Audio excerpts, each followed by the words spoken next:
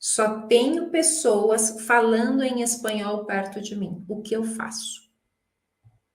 Ótima pergunta, né? Ótima pergunta. Você também tem somente pessoas falando em espanhol perto de você? Esse é um problema para você também? Bom, vamos ver então o que a gente pode já fazer, já começar a fazer para não ter mais este problema.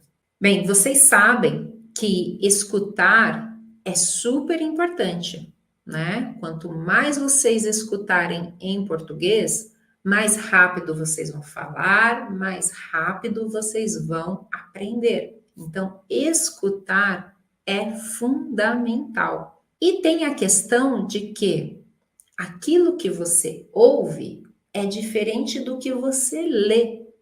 E é por isso que muitas pessoas têm dificuldades, porque você vê a língua escrita e ela é muito diferente da língua falada. Vamos pegar alguns exemplos? Olha só. A gente vai estudar hoje meio-dia, tá bem? A gente vai estudar hoje meio-dia, tá bem? Olha como é que se escreve. Nós vamos estudar hoje ao meio-dia, está bem? Nós vamos estudar hoje ao meio-dia, está bem? Mas quando uma pessoa está falando, ela diz: a gente vai estudar hoje meio-dia, tá bem? A gente vai estudar hoje meio-dia, tá bem? Nossa, o que é isso? Vamos pegar outro exemplo.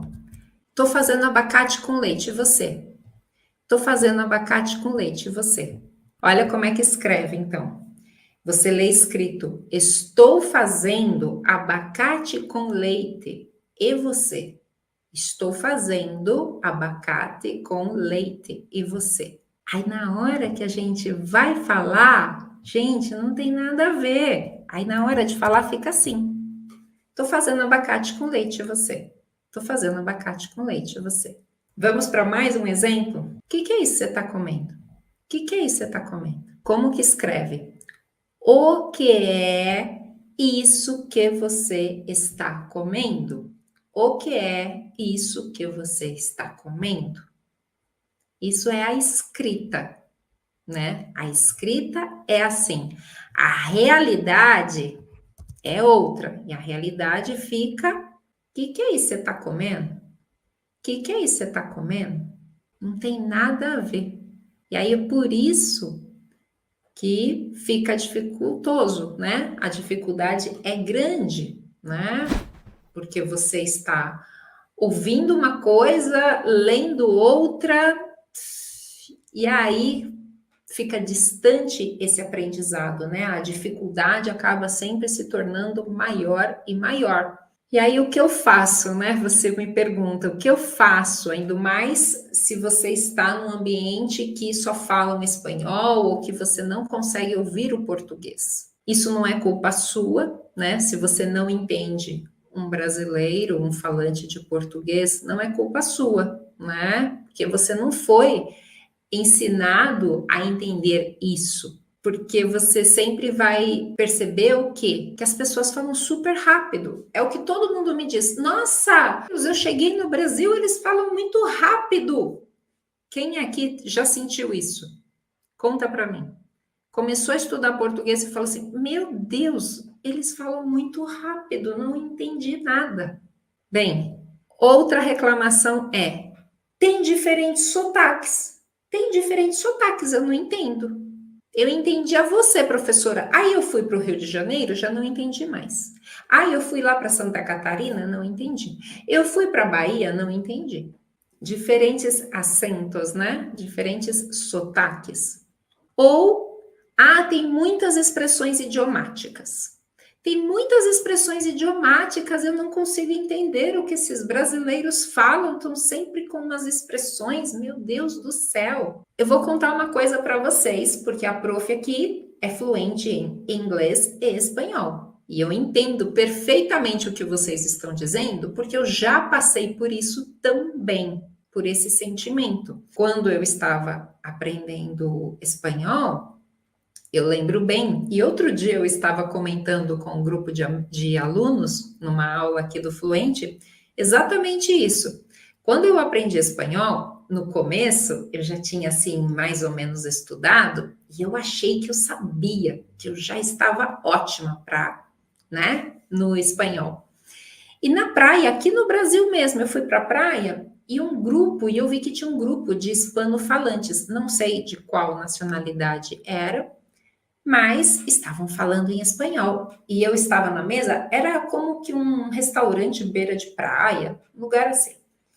E eu estava aqui na mesa, eu já fiz assim, ó, para chegar perto deles e começar a escutar o que eles estavam falando, né? Eu toda curiosa para ouvir uns nativos ali perto de mim falando em espanhol. Falei, ai, que bom, né? Que decepção a minha, que decepção. Eu não entendi nada, nada, nada, nada do que eles estavam falando. Tão rápido que era. Sotaques, nem preciso dizer, né? Vocês que são falantes de espanhol sabem que vocês mudou de país. A Argentina de um jeito, aí a Colômbia fala de outro jeito, o México fala de outro, lá na Espanha falam de outros diferentes. Gente, cada lugar fala um sotaque diferente. Em inglês, a mesma coisa.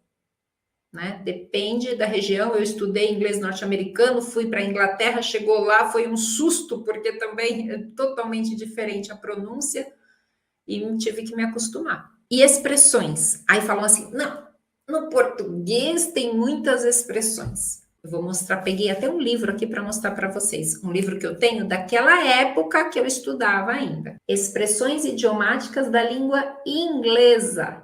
Olha a grossura. E olha o tamanho da letra.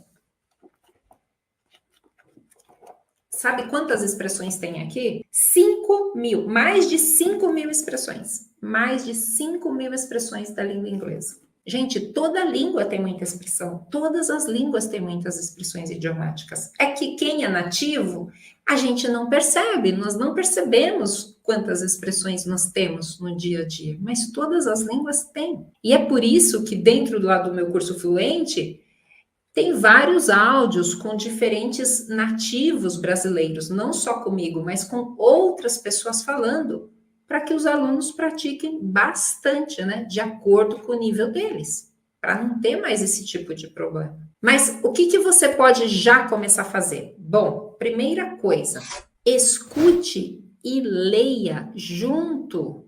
Então, por exemplo, você está vendo o meu vídeo, eu tenho vários vídeos no meu canal, com a legenda já.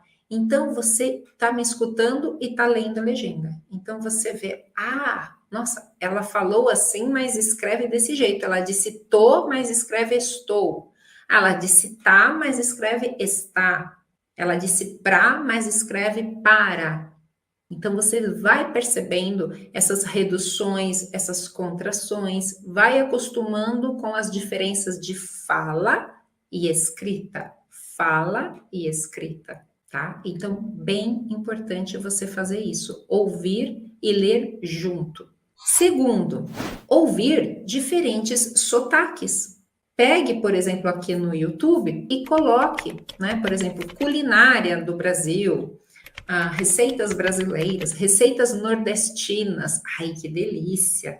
E assim você já vai ouvindo diferentes sotaques, diferentes acentos do português, tá?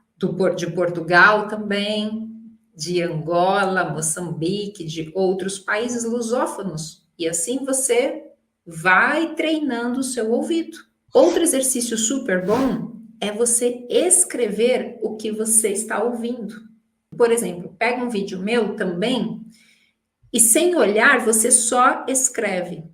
Só escreve. Que a prof está falando, pausa, né? E escreve, pausa. Depois você vai, reveja com a legenda. E aí você vê se você escreveu do jeito que estava lá. Então, é um ótimo exercício para o seu ouvido. E por último, veja os vídeos com legenda e depois sem legenda. É bem importante que você faça esse tipo de exercício, assim como uma live, né? Uma aula ao vivo, que você só escuta, porque assim você se obriga e treina realmente o seu ouvido para o português. Então é bem importante não ficar tão dependente da legenda. Porque se você sempre quer a legenda, sempre você precisa da legenda, que são os subtítulos, né? Você não acostuma, você não treina o seu ouvido a se adaptar àquela língua. Então precisa fazer isso. Eu também confesso que eu tive muita resistência, que eu via muitas séries, né, em inglês para poder praticar o ouvido, mas eu ficava presa na legenda. Depois, para tirar a legenda, eu me sentia assim, nossa, não vou conseguir. Eu entendo vocês, né? Porque foi difícil para mim, mas eu fiz isso também. Eu fiz isso porque eu sabia que era um passo necessário para eu realmente ir para a fluência. Bom, agora sim é o último passo mesmo que você tem que fazer, continuar aqui acompanhando os conteúdos, porque eu toda semana, a prof coloca muito conteúdo bom e importante para você. Gente, eu tenho vários vídeos no canal, acho que vocês viram, deve ter uns 500 vídeos já no meu canal. Então, você vai treinar o seu ouvido e você vai estar em contato com a língua portuguesa, mesmo que você esteja em um ambiente que só tenha espanhol ou outra língua, que não seja o português. Então, vocês podem ir vendo, ouvindo todos os dias, e assim você vai melhorar com certeza a sua escuta, com certeza, e eu garanto. Tá bom? E se você quer ser fluente em português em menos de 12 meses, clique no primeiro link que está aqui na descrição e se inscreva na imersão para falar português fluente.